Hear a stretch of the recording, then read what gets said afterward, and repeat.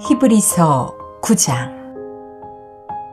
첫 번째 계약에도 예배 규칙과 땅에 속한 성소가 있었습니다.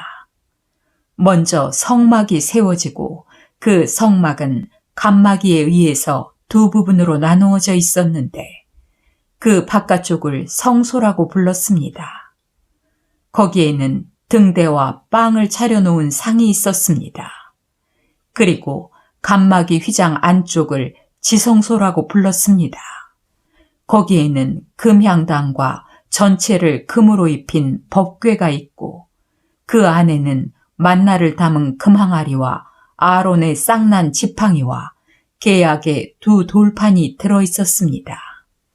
또 그 궤의 뚜껑을 속죄소라고 불렀는데 그룹이라는 영광의 천사들이 날개로 그 위를 내리덮고 있었습니다. 이런 것에 대해서는 일일이 다 말할 수가 없습니다. 이 모든 것이 성막 안에 마련되어 있어서 제사장들은 언제나 바깥 성소에 들어가 직무를 수행하고 안쪽에 있는 지성소에는 대제사장만이 1년에 한 차례씩 피를 가지고 들어갔습니다. 이 피는 대제사장 자신과 백성들이 모르고 지은 죄를 위해 드리는 것입니다. 이것으로 성령님은 바깥쪽에 성소가 세워져 있는 동안에는 지성소로 들어가는 길이 아직 열리지 않았다는 것을 보여주신 것입니다. 이 성막은 현 시대를 위한 비유입니다. 이 제도에 따라 예물과 제사를 드리지만 이것이 예배드리는 사람의 양심을 깨끗하게 할 수는 없습니다. 그것들은 다만 먹고 마시는 것과 몸을 씻는 여러 가지 외적인 의식에 불과한 것으로서 새로운 제도를 세울 때까지만 적용되는 규정들입니다. 그러나 그리스도께서는 이미 이루어진 좋은 일의 대제사장으로 오셔서 사람의 손으로 만들지 않은 성막, 곧 이 세상의 창조물에 속하지 않은 더 크고 완전한 성막에 들어가셨습니다. 그리고 염소나 송아지의 피가 아닌 자기 피를 가지고 단 한 번 지성소에 들어가셔서 우리의 영원한 구원을 획득하셨습니다. 염소와 황소의 피와 암송아지의 채도 더러워진 사람들에게 뿌리면 그 육체를 깨끗하고 거룩하게 했는데 하물며 영원하신 성령님을 통해 흠없는 자기 자신을 하나님께 드린 그리스도의 피가 죽음에 이르게 하는 행위에서 어찌 여러분의 양심을 깨끗하게 하여 살아계신 하나님을 섬기게 하지 못하겠습니까? 그러므로 그리스도는 새 계약의 중재자가 되셨습니다. 이것은 첫 계약 아래서 범한 죄를 속죄하시려고 죽으셔서 하나님의 부르심을 받은 사람들이 약속된 영원한 축복을 받도록 하기 위한 것입니다.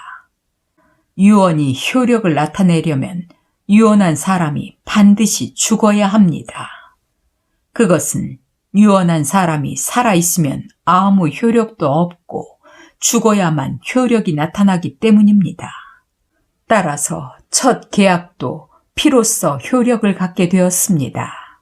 모세는 율법에 따라 모든 계명을 온 백성에게 말한 후에 송아지와 염소의 피를 물과 함께 가지고 와서 붉은 양털과 우슬초에 적셔 율법책과 모든 백성에게 뿌리면서 이것은 하나님이 여러분과 맺은 계약의 피입니다 라고 하였습니다. 그리고 그는 성막과 제사에 쓰이는 모든 물건에도 그와 같이 피를 뿌렸습니다. 율법에 의하면 거의 모든 것이 다 피로써 깨끗하게 되며 피 흘림이 없으면 죄의 용서도 없습니다. 하늘에 있는 것들을 모방한 지상의 모형들은 이런 방법으로 깨끗하게 해야 했습니다.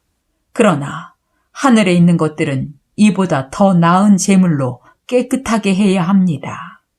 그리스도께서는 참 성소의 모형에 불과한 사람의 손으로 만든 지상의 성소에 들어가신 것이 아니라 우리를 위해 하나님 앞에 나타나시려고 하늘에 있는 성소에 들어가셨습니다.